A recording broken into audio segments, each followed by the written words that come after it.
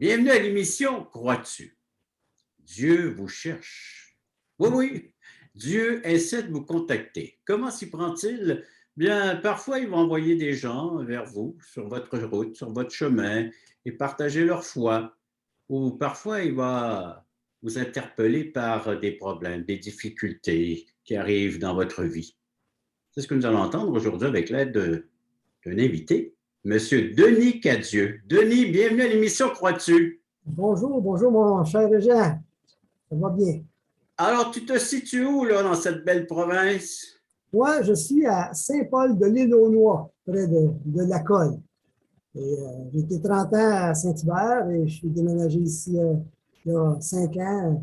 Pour moi, c'est un coin du paradis avant le temps. C'est vraiment Un autre qui a particulier. trouvé son paradis. Ah, c'est fantastique cet endroit. Ouais. Parle-nous de ton enfance. Bien, moi, je suis né à Montréal, dans l'est de la ville, d'une famille catholique. Qui a été pratiquante dans mon bas âge. Et puis, un peu plus tard, ben, sont devenus, mes parents étaient moins pratiquants. Et mon père, lui, était du domaine de la construction, soudeur pour le pipeline, avec certaines valeurs qu'on peut dire qui étaient questionnables aujourd'hui. Ma mère, elle, qui a élevé ses 3 garçons, était pour être religieuse. Et je ne sais pas comment c'est arrivé, mais mon père, il a su la convaincre et elle a fait un switch, comme on peut dire. Et puis, c'est pas sans dire que ma mère avait un système de valeurs différent que celui de mon père. Et puis, c'était, je pourrais dire, une enfance d'atmosphère de party. Il aimait prendre un verre. Il aimait prendre un verre. Toutes les raisons de prendre un verre. Tu faisais beau, hey, on prend un verre. Il mouille, on prend un verre. Il perdu la job. Toutes les occasions étaient là pour prendre un verre. Et puis, mon père avait certaines valeurs à l'égard du respect de la femme. C'était plus ou moins comment je dirais ça, considéré. Ok, oui. On peut juste un exemple. En face de chez nous, il y avait un parc. Et puis, dans ce parc-là, il y avait une grosse fontaine. Puis, le samedi, les nouveaux mariés, ils venaient prendre des photos à la fontaine avec les fleurs, tout ça. Quand ça arrivait, ils disaient « Hey, les gars, venez voir un cave! Un cave, viens voir en avant! » Bon, aujourd'hui, je réalise pour ma mère, ça ne doit pas être drôle, là, mais pour lui, là, de se marier, là... C'était se mettre la corde au cou. Exactement, en plein ça. Fait que c'est juste un peu pour dire un peu quel genre de valeurs qu'il partageait.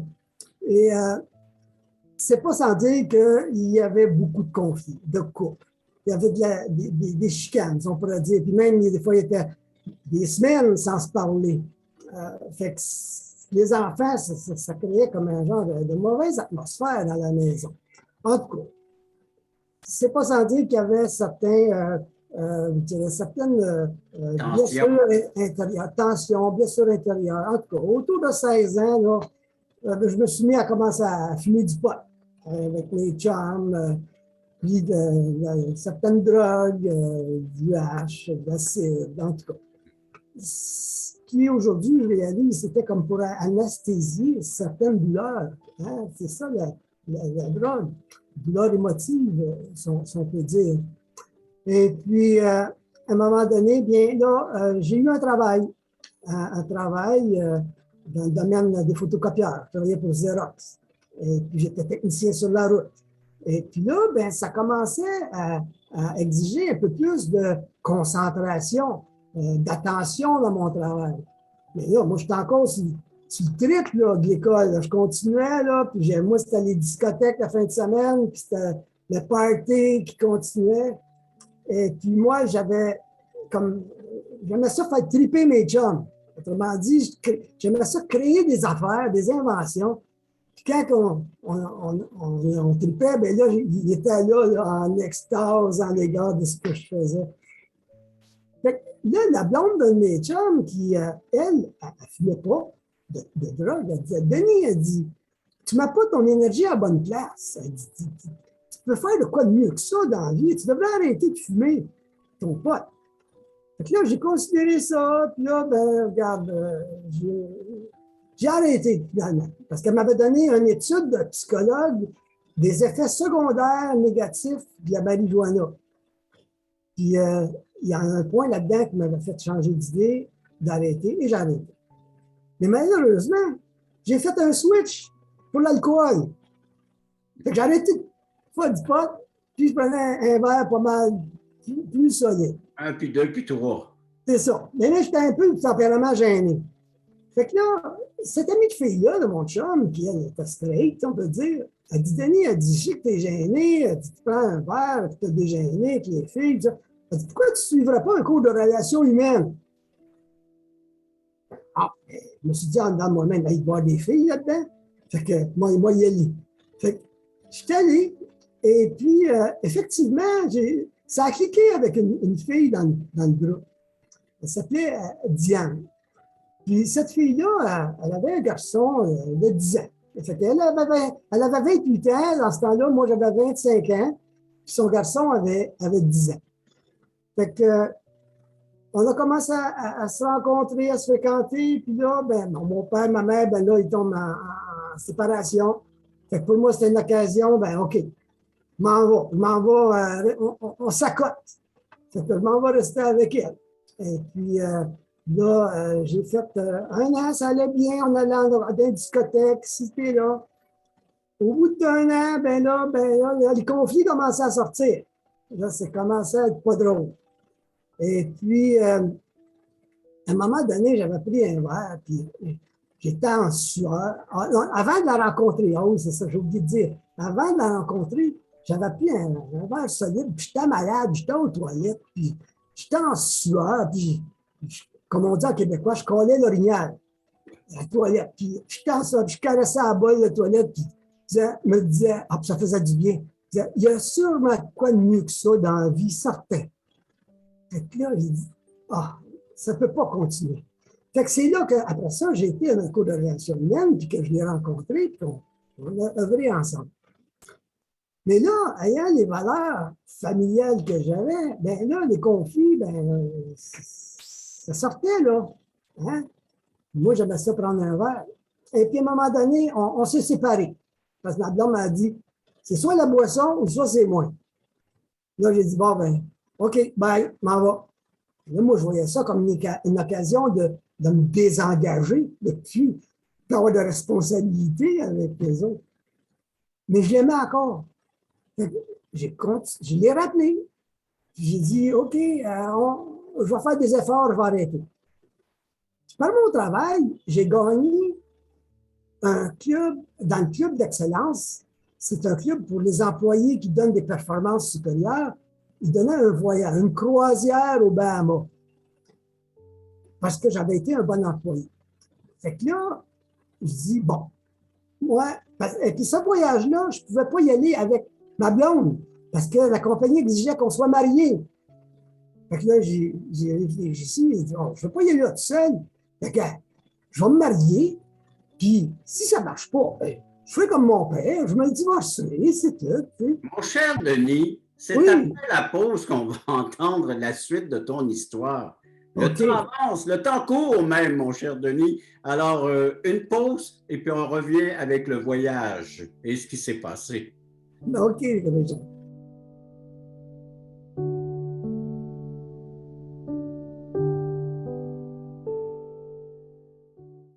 Le voici, ce merveilleux cadeau. Nous vous offrons un livret d'environ 20 pages qui a comme titre « Passeport pour le ciel ». Très bien illustré. Un enfant le pourrait saisir, comprendre la portée du message. Nous vous l'offrons tout à fait gratuitement, sans aucun déplacement de votre part. Vous pouvez nous appeler, vous pouvez aller sur notre site croixtu.ca, faire des demandes, mais il sera livré à la maison, chez vous.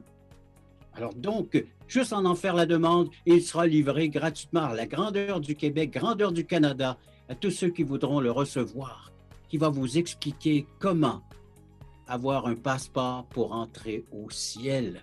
Et cela pour l'éternité.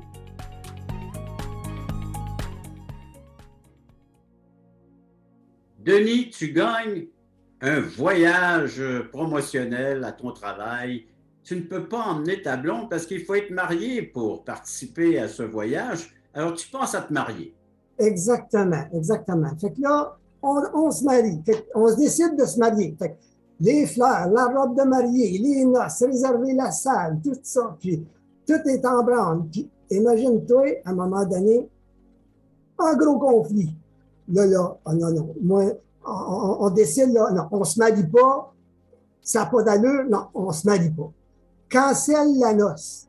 Les faire part, tu as déjà tout envoyé. Rappelle toute la famille, cancelle les fleurs, cancelle la robe, fais ce que tu veux avec la robe. En tout cas, on enseigne tout, cancelle tout.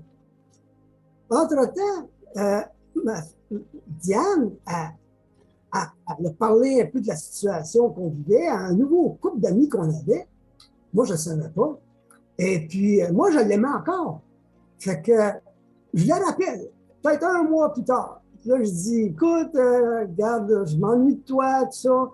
Là, elle me dit, qu'est-ce que tu dirais si on rencontrerait un pasteur? Dans ma tête, tu as dit, et toi, tu ne me changeras pas de religion, c'est pas vrai. Mais je me suis dit, bah, j'ai une occasion pour reconnecter avec elle. Fait que, m'a dit oui. Fait que, je dis oui, OK, pas de problème. Fait qu'elle dit, OK, viens mardi à 7 h, il va venir. Fait que j'arrive là le mardi à 7 h. Fait qu'on soupe ensemble, on jase, tout ça, des choses. Là, ça cogne à la porte. Là, je vais ouvrir la porte. Là, il y avait un homme, je dis, quoi? Il y avait un homme en jeans puis avec une chemise carottée. Je dis, quoi, vous n'êtes pas en noir avec un collet blanc? Il dit, ben, je pense pas que ma femme et mes enfants me ça, moi, me promener de même dans la maison. Je dis, quoi? Vous êtes mariés? Ben, il dit, ben oui. Il dit, c'est ça que la Bible recommande. Je dis, ben, voyons donc. Fait que là, on s'assit, on jase un petit peu. Là, il sort 3 Bibles de son sac. Une pour ma femme, une pour moi, puis une pour lui. Là, il dit, rouvre dans 1 Timothée 1-2. Lis-moi ça. Là, ça disait, il faut donc que l'évêque c'est un responsable d'église, soit irréprochable, marié d'une seule femme, sobre, modéré, réglé dans sa conduite, d'autres choses. Puis ça dit, il faut qu'il dirige bien sa propre maison et qu'il tienne ses enfants dans la soumission et dans l'honnêteté. Puis le verset 5, ça dit, car si quelqu'un ne sait pas diriger sa propre maison, comment prendra-t-il soin de l'Église de Dieu? Là, je me dis, wow, ça c'est un gars d'expérience qui parle de bord, là. Lui, il connaît les choses de Dieu, puis il connaît la vie. Mais regarde, je vais lui faire confiance. Fait que là, je l'ai eu en question pendant de 7 h jusqu'à 10 h le soir. Puis je posais toutes sortes de questions, mais moi, je voulais le provoquer, le challenger. Un bombardement de questions. Un bombardement de questions. Tu sais, la Bible, c'est écrit par les hommes. Puis, tu sais, on peut-tu vraiment se fier? Puis, tu sais, si Dieu est bon, ben pourquoi il y a tant de guerres, puis des famines dans le monde? Puis, tu sais, le sexe, c'est quoi qu'on a le droit et qu'on n'a pas le droit? Puis, lui, ce qui m'avait impressionné, c'est que jamais il me répondait, moi, je pense que c'est, il dit, rouvre la Bible, dis-moi ça. Puis, il me donnait la réponse, là. Pas par son opinion, mais par ce que la Bible disait. Ça m'avait impressionné. Fait que là, il dit, regarde, moi, je dis, je travaille demain. Il dit, si tu veux, tu peux revenir une autre fois. Je peux revenir une autre fois. Fait que c'est ce qui est arrivé. La semaine d'après, il est revenu. Et puis, là, j'avais d'autres questions. C'est quoi vraiment l'amour, l'éducation des enfants? Puis, à un moment donné, il me dit, tu me poses un paquet de questions. Il dit, moi, je peux-tu t'en poser une? Je peux-tu t'en poser des questions? Je dis, ben oui. Il dit, mais tu meurs. Sais-tu ce qui va se passer? Et là, il dit, ben, si je mène une bonne vie, ben, je vais aller au ciel. Il dit, ben, comment tu vas savoir pour compenser combien de mal et combien de bien ça c'est. Il dit, non, c'est pas ça. Il dit, la Bible dit, dans Hébreux 9, 27, il est réservé aux hommes de mourir une seule fois, après quoi vient le jugement. Donc, il y a un jugement après. Ah oui, c'est quelle sorte de jugement? Puis il dit, il n'y a personne de parfait, il n'y a pas d'un juste sur la terre, on est tous des pécheurs, on mérite tous de ne pas être en présence de Dieu, puis d'être jugés pour les affaires pas correctes qu'on a faites. Mais Dieu, il ne veut pas qu'on soit jugé. Là, il me fait lire Jean 3, 16, 18, qui dit « Car Dieu a tellement aimé le monde qu'il a donné son Fils unique pour que n'importe qui croit en lui, il ne périsse pas, mais qu'il ait la vie éternelle. Celui qui croit en lui n'est pas jugé. Et celui qui ne croit pas en lui, il est déjà jugé. » Ah ben là, ça m'avait frappé. Fait que là, j'ai dit, bon, OK, je comprends. Fait qu'il dit, tu serais-tu prêt à croire à l'amour que Dieu a eu pour toi? Je dis, ben oui, je crois que Jésus est mort pour péché. Il dit, non, il dit, tu peux le savoir, mais peut-être pas le croire vraiment. Il dit, serais-tu prêt à lui donner ta vie? Que tu sois maître de ta vie, puis que tu fasses ce qu'il recommande pour être heureux. Là, je regarde Diane, puis elle regardait au plafond, elle regardait à terre. Et elle avait déjà rencontré le pasteur entre les deux fois qu'on ne s'était pas vu, entre les deux visites qui viennent. Et elle avait déjà fait ce choix-là avec lui. Mais elle ne me l'avait pas dit parce qu'elle ne voulait pas que je le fasse pour elle. Fait que là, il dit, c'est comme la vie, là. Il dit, c'est comme chauffer un char. Il dit, regarde, là, tu mènes ta vie comme tu veux, tu vas où tu veux, regarde où ça t'amène aujourd'hui. Mais il dit, de remettre ta vie entre les mains de Dieu, c'est comme toi, tu tombes du volant, puis tu laisses le steering à Jésus. C'est lui qui va t'aider au contrôle de ta vie. Es-tu prêt à faire ça? Ben, c'est après la pause, mon cher Denis, qu'on va voir si tu étais vraiment prêt à faire ce pas de foi. Après la pause. OK, merci, Réjean.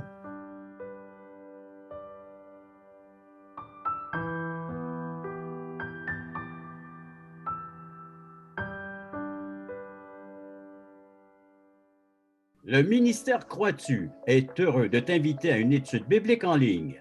Plusieurs écoutent régulièrement ces témoignages de conversion qui ont tous un point commun. Ils ont reçu Jésus-Christ en tant que sauveur personnel. Tu as des questions existentielles? Dieu, la vie, où je vais après la mort? Tu veux en savoir plus sur ce salut éternel? En te rendant sur la plateforme croistu.ca, tu trouveras le lien qui te conduira à une étude et partage de l'Évangile selon Jean tous les mardis soirs 20h. Je vous attends grand nombre. Denis, tu es devant le choix, la grande décision. Qui va tenir le volant de ta vie? Est-ce que c'est toi qui vas continuer à conduire ta vie ou si tu vas laisser Jésus prendre le contrôle de ta vie? Bien, ça ne s'est pas passé vraiment comme ça aurait dû être. Fait que là, moi, quand il m'a posé la question, serais-tu prête à donner ta vie à Jésus-Christ comme maître et sauveur de ta vie? Là, je me suis dit à moi-même, les gars, j'ai rien à perdre, je vais prendre ce qui fait mon affaire, puis ce qui ne fait pas mon affaire, je laisserai faire. Fait que j'ai dit oui. Mais mon cœur n'était pas authentique. Fait que là, OK. Fait que là, on a fait une prière, j'ai dit, je te donne mon cœur, je te donne ma vie, tout ça. Mais là, regarde, on a continué à vivre ensemble. Et puis, à un moment donné, il est arrivé à un de ces conflits, là, puis là, ça allait vraiment pas bien, là, puis je suis allé voir le pasteur. Il a dit, hey, ça marche pas, ton histoire de Bible. Regarde, encore, là, regarde, je me retrouve là de même. Lui, il savait, là, ça faisait 6 mois là, que j'allais à l'église à peu près. Là. Il voyait comme on restait encore ensemble. Il dit, Denis, tu me fais penser à quelque chose. J'ai dit, quoi? Il dit, tu me fais penser à un gars qui est sur un quai, puis un pied dans la chaloupe, puis un pied sur le quai. Ou si tu penses, tu vas te retrouver. Là, c'est comme si là, le Saint-Esprit, il m'aurait dit, le derrière à l'eau, puis c'est là que tu es encore. Fait que là, je me suis dit, non, je peux pas prendre mon affaire, ce qui fait mon affaire, puis pas mon affaire. Fait que faut que j'aille les deux pieds à la même place. Puis le soir, dans ma chambre, je dis, OK, Dieu, te donne ma vie pleinement. Je veux prendre ma vie en tes mains. Et c'est à partir de là, vraiment, que ma vie, elle a changé.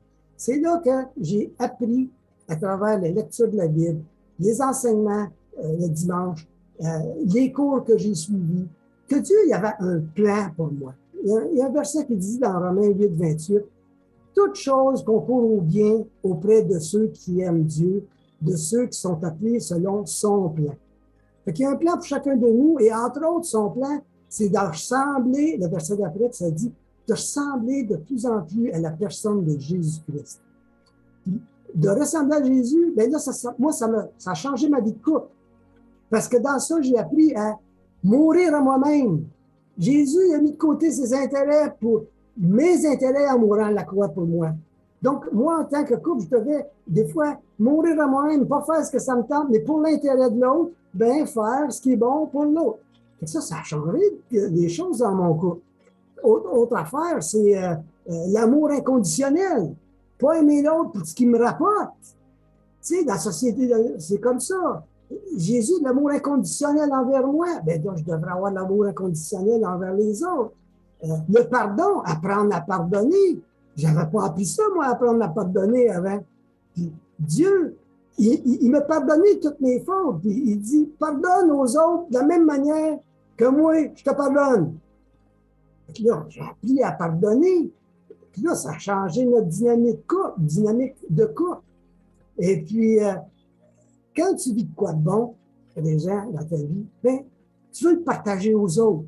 Hein? Fait, regarde, j'ai pas pu le faire autrement de me partager certains confrères de travail, ce que j'avais vécu quand eux me parlaient de certains problèmes. Donc, j'étais comme une lumière qui brille dans les ténèbres. Les ténèbres, ça pas ce qui s'en vont. C'est pas clair. Fait, Dieu m'a montré que j'étais comme une lumière pour éclairer ceux qui ne savent pas ce qui s'en vont. Fait, nos vies sont basées sur des choix. Notre éducation, la société autour de nous autres, nos expériences de vie, tout ça, là, ça sert à faire nos choix. Mais quand tu décides de mettre Dieu dans ta vie, de quoi de plus? Tu as la parole de Dieu qui t'aide à faire tes choix. Parce que souvent, Dieu, dans ses recommandations, en quelque part, Dieu écrit dans la parole dans la Bible, je vous écris ces choses afin que vous soyez heureux. Fait que Dieu veut qu'on soit heureux, présentement et éternellement. Et éternellement, il nous a donné des vérités sur l'éternité. Et c'est à nous de se les approprier. Parce que c'est une question de temps qu'on va mourir, nous autres aussi. Hein? On est temporaire. C'est la mort, c'est pas quelque chose qu'on ne veut pas trop parler. Mais ça va arriver tôt ou tard. Puis on peut se dire, ben, j'ai le temps de penser à Dieu et de donner ma vie à Dieu plus tard. Regarde, ma mère est morte à 50 ans à se faire frapper par une auto un soir de pluie. Mon père il est décédé en prenant sa douche. Ma mère, 50 ans. En prenant sa douche, mon père, c'est 84 ans. Je l'ai trouvé assis dans le fond de la douche, j'ai fermé la douche. Puis mon frère, il y a 3 mois. 3 mois, il va se coucher, prendre une sieste dans l'après-midi. Ils l'ont trouvé couché, habillé avec ses lunettes, froid. 64 ans. Fait que 3 dans ma famille, ils ont-tu attendu? Ils savaient-tu qu'ils étaient pour mourir? Ben non, tu ne sais pas quand. Mais ça va arriver. Ça va arriver. Mais il faut être prêt. Il faut savoir qu'est-ce qui nous attend par la suite. Et Dieu, il est là pour nous instruire, nous envoyer sa parole pour pouvoir, comment je dirais ça, nous transformer. Et la Bible appelle ça, comment je dirais ça, naître de nouveau. Quand on croit en lui, on devient une nouvelle manière de vivre, que la Bible appelle ça naître de nouveau. Denis, après la pause, là, tu nous lanceras le défi, comment se préparer pour la mort et surtout l'après-mort, donc après la pause.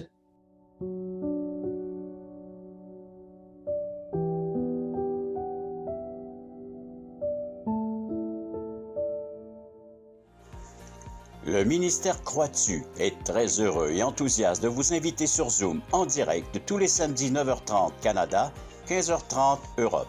Nous vous présenterons des témoignages d'espoir vivants et percutants qui nous ramènent à l'essentiel, la Bible, la parole de Dieu et l'assurance d'une vie éternelle en Jésus-Christ.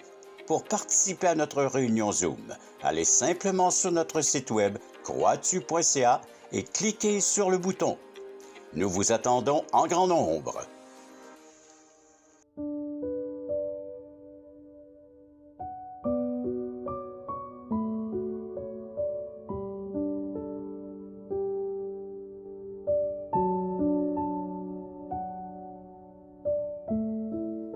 Denis, Dieu essaie de nous contacter. Toi, il t'a contacté au sein de tes problèmes, de tes difficultés de couple, parce qu'il y a des choses importantes à nous dire. de nous préparer pour notre éternité. Ben, Dieu, il n'y a rien qui lui échappe. Rien, tout ce qui se fait sous le soleil, il sait. Il me voyait à la bolle de toilette malade, il voyait l'alcool dans ma vie, les conflits, tout ça. Et il s'est proposé à moi et j'ai eu à faire un choix qui nous laisse libres. Et Dieu veut qu'on sache que l'éternité qui s'en vient, qu'on peut la passer avec lui. Parce qu'il dit, je vous écris ces choses afin que vous sachiez que vous avez la vie éternelle, vous qui croyez au nom du Fils unique de Dieu. Donc, la parole de Dieu est là pour nous enseigner sur l'éternité et pour le présent, et il peut se servir de nous, peu importe comment on est, pour apporter un message à ce monde. Et moi, je l'ai fait l'an passé, j'ai mis sur YouTube une série de cours que personnellement, j'ai fait. Si vous pensez que la Bible, on ne peut pas se fier ou se fier, ben, allez dans YouTube, tapez Denis Cadieux, qu'en est-il de la Bible? Là, vous allez voir, là, vous n'avez pour 1 heure, là, si vous doutez de la Bible, ben là, vous ferez votre choix après ça. Que le Seigneur vous bénisse et fasse de vous une bénédiction. Alors, mon cher Denis, donc, tu as fait un pas, tu as suivi un pasteur. On sait que la Bible nous dit, c'est pas de suivre des hommes ou de suivre ou d'embarquer dans un système religieux qui nous donne l'assurance de notre pardon et de la vie éternelle, mais c'est en accueillant l'œuvre de Jésus-Christ, sa personne et son œuvre accomplie à la croix une fois pour toutes, pour nous permettre d'être en présence de Dieu éternellement. Et merci pour ta belle histoire, une histoire de vie. Et j'invite les gens, ceux qui veulent entendre d'autres histoires comme celle de Denis que vous venez d'entendre, à aller sur notre site à croitu.ca. Tous les samedis matins, 9h30, il y a des histoires qui vous sont racontées. Vous n'avez qu'à aller sur le site et puis à partir de là, on va vous indiquer comment faire. Même chose les mardis soirs, il y a des études bibliques comme Denis a pu faire les siennes. Alors, il y en a qui vous sont offertes aussi gratuitement et de la littérature, entre autres, un passeport pour le ciel offert tout à fait gratuitement. Vous nous appelez, vous nous contactez, un service qu'on vous offre tout à fait gratuitement à échanger ensemble, à discuter. Merci encore, Denis, et merci à tous ceux et celles qui étaient là à l'écoute de cette autre émission de Croix-tu. Merci, Régent.